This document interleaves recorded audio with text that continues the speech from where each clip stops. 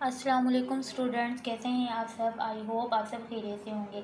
आज हम केमिस्ट्री के चैप्टर ऑर्गेनिक केमिस्ट्री में कि ऑर्गेनिक कंपाउंड को किस तरह से रिप्रेजेंट किया जाता है और मॉलिक्यूलर फार्मूला में किस तरह से रिप्रेजेंट करेंगे, स्ट्रक्चर फार्मूला में एंड कंडेंस्ड फार्मूला में and dot and cross formula क्या होता है, आज हम डिटेल से पढ़ेंगे।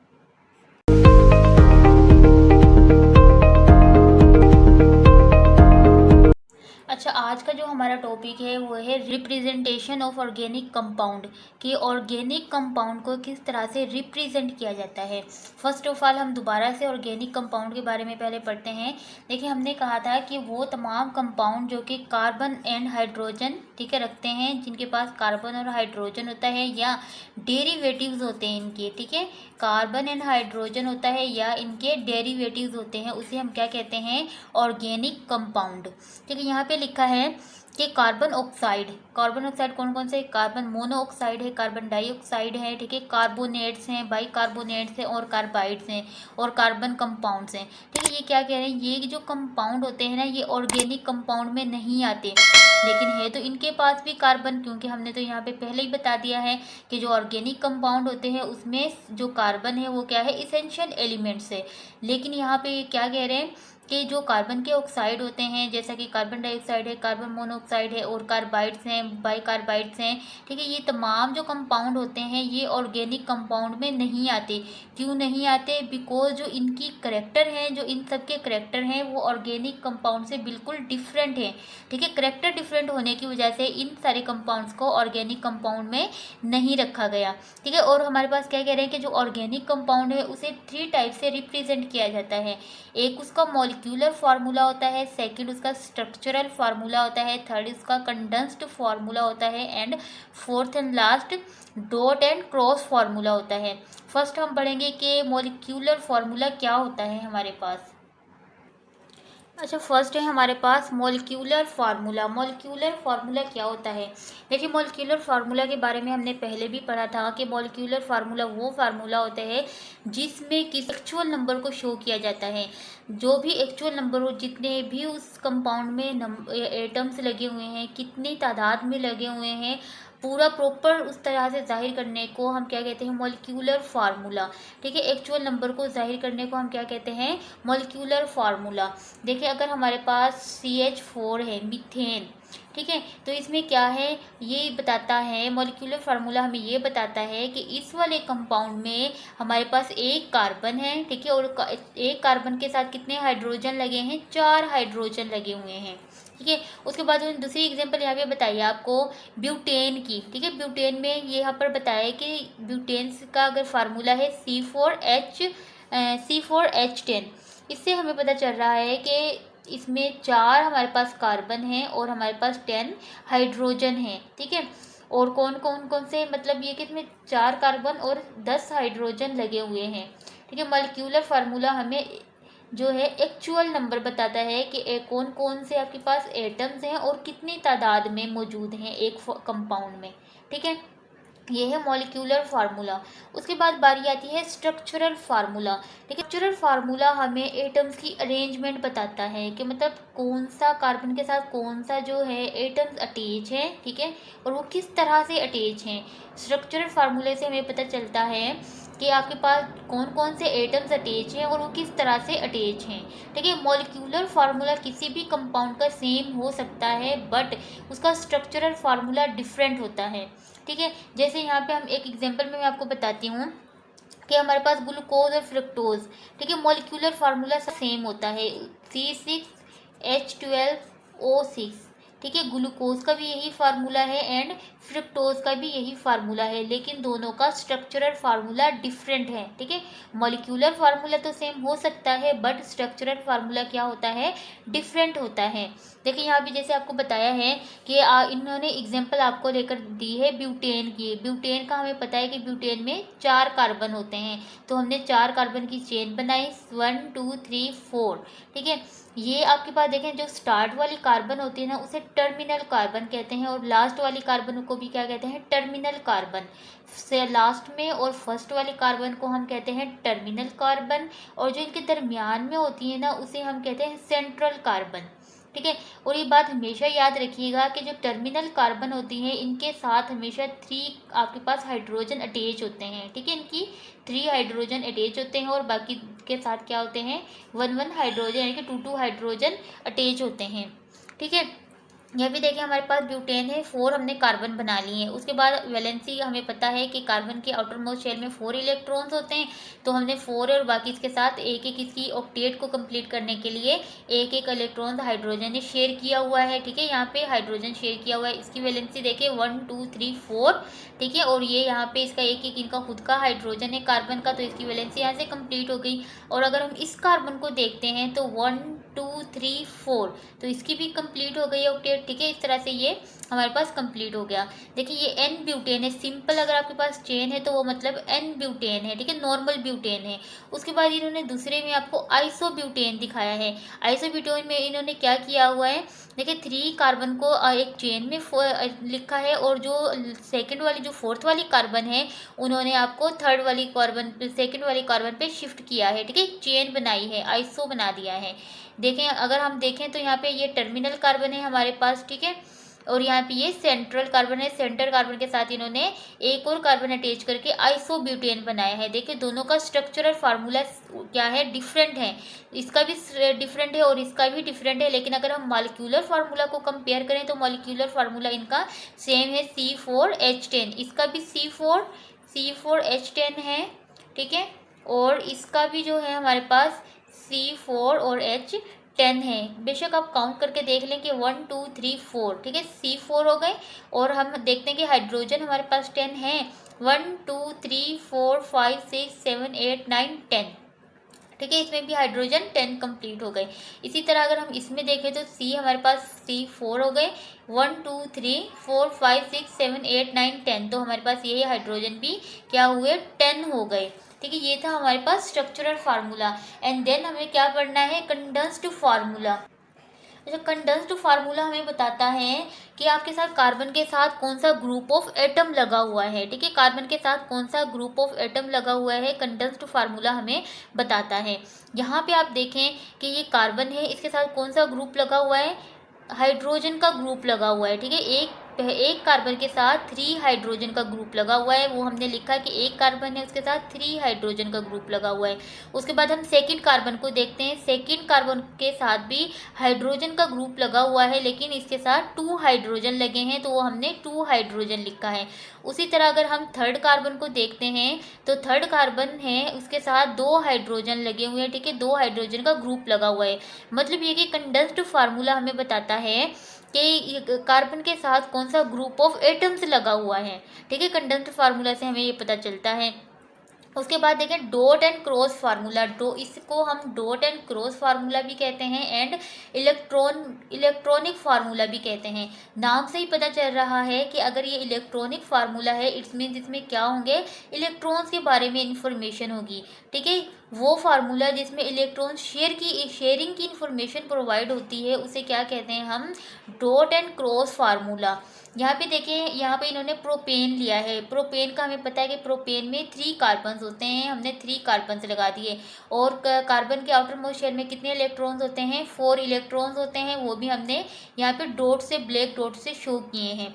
उसके बाद अगर अगर यहाँ पे देखिए हाइड्रोजन इसके साथ अटैच है। ठीक है, अपने इलेक्ट्रॉन्स को क्या कर रहा है, शेयर कर रहा है, और इसके जो हाइड्रोजन के जो इलेक्ट्रॉन्स है उनको क्रॉस से शो किया है।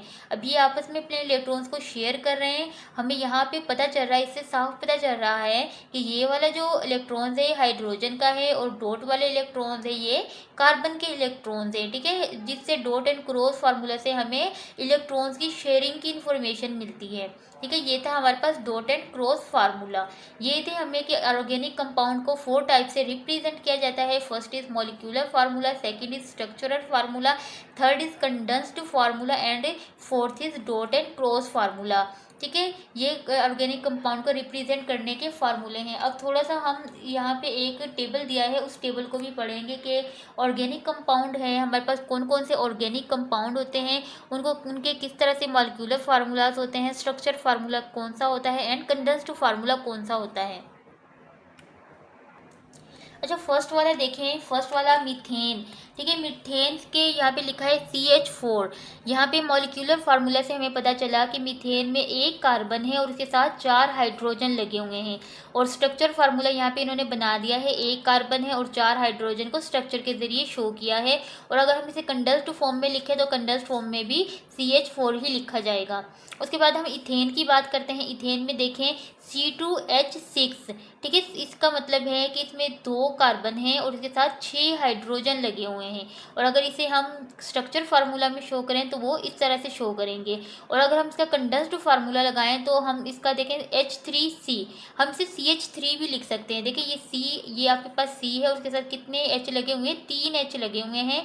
तो क्या है, हम इसे CH3 भी लिख सकते हैं या H3 भी लिख सकते हैं, नोट इश्यू। ठीक है, CH3, ये देखें CH3 हो गया। उसके बाद अगर हम दूसरे C भी 3 H लगे हुए हैं। ठीक है, तो हम इसे भी क्या लिखेंगे, CH3। ठीक है, उसके बाद देखें आपके बाद प्रोपेन की बारी आती है। प्रोपेन का मॉलिक्यूलर फार्मूला देखें C3H8 है। इसमें 3 आपके पास कार्बन हैं और आपके पास 8 हाइड्रोजन मौजूद हैं। और अगर इसका स्ट्रक्चरल फार्मूला देखते हैं तो ये स्ट्रक्चरल फार्मूला यहाँ पे बना हुआ है। और अगर इसे कंडेंस्ड फार्मूले की बात करें तो देखिए फर्स्ट वाली कार्बन है, इसके साथ 3 हाइड्रोजन लगे हुए हैं। ठीक है, वो हमने यहाँ पे लिखे। उसके बाद अगर हम सेकंड कार्बन की बात करें, इसके साथ 2 हाइड्रोजन लगे हुए हैं तो हमने CH2 लिखा। और इसी तरह अगर हम इसकी थर्ड कार्बन की बात करें तो इसके साथ 3 हाइड्रोजन लगे हैं तो हमने 3 हाइड्रोजन लिखा है। उसके बाद देन बारी आती है ब्यूटेन की। ब्यूटेन में मॉलिक्यूलर फार्मूला है इसके C4H10 C। ठीक है, C हमारे पास कितने 4, इसमें 4 कार्बन हैं और इसमें 10 हाइड्रोजन है हमारे पास। और अगर हम इसका स्ट्रक्चरल फार्मूला देखें तो देखें 4 कार्बन को एक चेन में अरेंज किया हुआ है और बाकी टर्मिनल जो कार्बन हैं उनके साथ 3 हाइड्रोजन लगे हुए हैं और जो सेंट्रल कार्बन है उनके साथ 2 हाइड्रोजन लगे हैं। तो यहाँ पे देखें फर्स्ट हमारे पास कार्बन को देखें, इसके साथ 3 हाइड्रोजन लगे हैं तो हमने CH3 लिखा है या H3 लिखा है, H3C लिखा है। उसके बाद देखें जो हमारे पास अगर हम सेंट्रल 2 कार्बन की बात करें तो इसमें हमारे पास 2 कार्बन के साथ हमारे पास 2 हाइड्रोजन लगे हैं। तो हमने क्या किया, इनको एक ब्रैकेट फॉर्म में लिख दिया है। कॉमन जिस तरह जो चीज़ें हमारे पास एक उसमें कॉमन होती हैं हमारे पास इक्वेशन में, तो हम उसे कॉमन निकाल लेते हैं। तो सेम इसी तरह से हमारे पास 2 कार्बन है और इसमें सेम सिचुएशन है तो हमने CH2 लिखा। 2 टाइम्स है, ये 2 टाइम्स है तो हमने इसका 2 टाइम्स करके इसे बाहर करके यहाँ पे 2 लिखेंगे यहाँ पे। ठीक है, यहाँ पे 2 नहीं लगाया बट आपने 2 लगाना है बिकॉज CH2 2 टाइम है। उसके बाद लास्ट में टर्मिनल वाली कार्बन देखे, इसके साथ CH3 है, 3 हाइड्रोजन लगे हैं तो वो हमने लिखा है। उसके बाद पेंटेन की बारी आती है। पेंटेन में 5 कार्बन होती हैं और 12 हाइड्रोजन होते हैं। स्ट्रक्चरल फार्मूला देखें, 5 कार्बन को एक चेन में अरेंज किया है। उसके बाद टर्मिनल कार्बन पे 3 हाइड्रोजन लगे हैं, बाकी पे 2 हाइड्रोजन लगे हैं। फर्स्ट टर्मिनल कार्बन को हम यहाँ पे देखें तो हमारे पास CH3 हो गया। ठीक है, उसके बाद सेंट्रल कार्बन देखें 1 2 3, 3 कार्बन हैं। तीनों का अगर 3 कार्बन है, इनके साथ 2 हाइड्रोजन लगे हुए हैं तो हमने CH2 को कॉमन लिया। 3 कार्बन थी जो सेम थी तो हमने 3 लिख दिया बाहर और बाकी टर्मिनल जो कार्बन थी उसको हमने CH3 लिखा। उसी तरह हेक्सेन है हमारे पास। हेक्सेन का फार्मूला देखें C6H14 है। स्ट्रक्चरल फार्मूला देखें, इसका 6 कार्बन को एक चेन में अरेंज किया हुआ है। टर्मिनल कार्बन के साथ 3 हाइड्रोजन लगे हैं, बाकी के साथ 2 हाइड्रोजन लगे हैं। और अगर इसका कंडेंस्ड फार्मूला देखें तो टर्मिनल जो कार्बन है हमारे पास CH3 है। ठीक है, 3 इसके साथ हाइड्रोजन लगे हैं तो हमने यहाँ पे लिखा है। उसके बाद देखिए सेंट्रल जो कार्बन है हमारे पास 4 कार्बन हैं जिनके साथ 2 हाइड्रोजन लगे हुए हैं तो हमने CH2 लिखा बिकॉज इनके साथ 2 हाइड्रोजन लगे थे। तो ये 4 कार्बन थी, 1 2 3 4, ये 4 कार्बन थी तो हमने 4 यहाँ पे कॉमन लिखा है और टर्मिनल कार्बन जो है उसके साथ CH3 लगाया है। इसी तरह देखें हेप्टेन। हेप्टेन में इसके साथ मॉलिक्यूलर फार्मूला देखें, इसका C7 है और H16 है। इसमें 7 कार्बन है और 16 हाइड्रोजन है। ठीक है, इसका स्ट्रक्चरल फार्मूला सेम उसी तरह से बनेगा। 7 कार्बन को एक चेन में अरेंज करेंगे, टर्मिनल कार्बन के साथ 3 हाइड्रोजन लगेंगे और बाकी सेंट्रल जो कार्बन होंगे उनके साथ 2 हाइड्रोजन अटैच होंगे। तो सेम इसी तरह से हम यहाँ पे जो टर्मिनल कार्बन होती हैं CH3 हमारे पास देखें और जो CH2 है जो हमारे पास 5 कार्बन है वो उनके पास 2 हाइड्रोजन है, तो हमने 5 कॉमन निकाला है और CH2 लिखा है, और बाकी टर्मिनल जो कार्बन थी उसको CH3, बिकॉज इसके साथ 3 हाइड्रोजन अटैच थे तो हमने 3 हाइड्रोजन को बाहर निकाला है। उसके बाद देखिए ऑक्टेन, ऑक्टेन की बारी आती है। इस ऑक्टेन C8H18, इसमें 7 आपके पास जो है कार्बन आपके पास 8 है और हाइड्रोजन 18 है। सेम इसी तरह से स्ट्रक्चरल फार्मूला बनाया है इसका। इसके साथ 8 जो कार्बन है उनको एक चेन में अरेंज किया है और बाकी को हाइड्रोजन को अटैच किया है इसके साथ। और इसका कंडेंस्ड फार्मूला देखें, ये टर्मिनल कार्बन है CH3 है, बाकी हमारे पास जो 6 कार्बन हैं वो CH2, उनके पास 2 हाइड्रोजन है, तो उन्होंने क्या किया हुआ है कॉमन करके बाहर लिखा है, और जो बाकी लास्ट की जो टर्मिनल कार्बन थी उसके साथ CH3 लगाया है। उसके बाद देखें नोनेन, इसके साथ इसका मॉलिक्यूलर फार्मूला है C9H20, तो जो C जो है हमारे पास 9 है और H हमारे पास 20 है, तो हम C जो है 9 कार्बन्स को एक चेन में अरेंज करेंगे, ठीक है। उसके बाद जो टर्मिनल जो हमारे पास कार्बन हैं इनके साथ 3 हाइड्रोजन लगे हुए हैं, ठीक है, और जो सेंट्रल जो कार्बन है इनके साथ 2 हाइड्रोजन है, तो हम सेम इसी तरह से ये हमारे पास CH3 है, बिकॉज ये हमारे पास क्या है, जो टर्मिनल जो हमारे पास ये कार्बन है इसके साथ 3 हाइड्रोजन लगे हुए हैं। और अगर हम सेंट्रल कार्बन की बात करें तो हमारे पास 7 कार्बन हैं जिनके साथ 2 हाइड्रोजन अटैच है, तो हमने इनको कॉमन निकाला है। उसके बाद जो टर्मिनल कार्बन है CH3 है, तो हमने उसे CH3 लिखा है, ठीक है। उसके बाद अगर लास्ट वाला जो है हमारे पास डिकेन है, डिकेन का अगर देखें तो मॉलिक्यूलर फार्मूला देखें C10H22, ठीक है। ये इसका स्ट्रक्चरल फार्मूला है, कार्बन जो है 10 कार्बन को एक चेन में अरेंज किया है और बाकी इनके साथ हाइड्रोजन अटैच किए हैं। मॉलिक्यूल इसका कंडेंस्ड फार्मूला देखें, जो टर्मिनल कार्बन है हमारे पास उसके पास 3 हाइड्रोजन है, और अगर हम दरमियान वाली कार्बन्स की बात करें तो 8 कार्बन है और उनके पास 2 हाइड्रोजन है, तो हमने एक उसमें कंडेंस्ड करके लिखा है, और बाकी ये टर्मिनल जो कार्बन है हमने इसके साथ CH3 लिखा है, ठीक है। ये हमारे पास जो टेबल था उसमें बताया था कि किसी भी अगर हमारा कोई भी कंपाउंड है उसका मॉलिक्यूलर फार्मूला क्या है, स्ट्रक्चरल फार्मूला क्या है एंड कंडेंस्ड फार्मूला क्या है, ठीक है। आई होप आपको ये वीडियो समझ आ गई होगी। अगर इससे रिलेटेड कोई भी क्वेश्चन है तो आप मुझे कमेंट्स बॉक्स में कमेंट्स करके पूछ सकते हैं। अगर आपको मेरी वीडियो अच्छी लगी है तो वीडियो को लाइक करें, और अगर मेरे चैनल पर न्यू है तो मेरे चैनल को सब्सक्राइब करें ताकि आपको आने वाली हर नई वीडियो का नोटिफिकेशन मिल सके।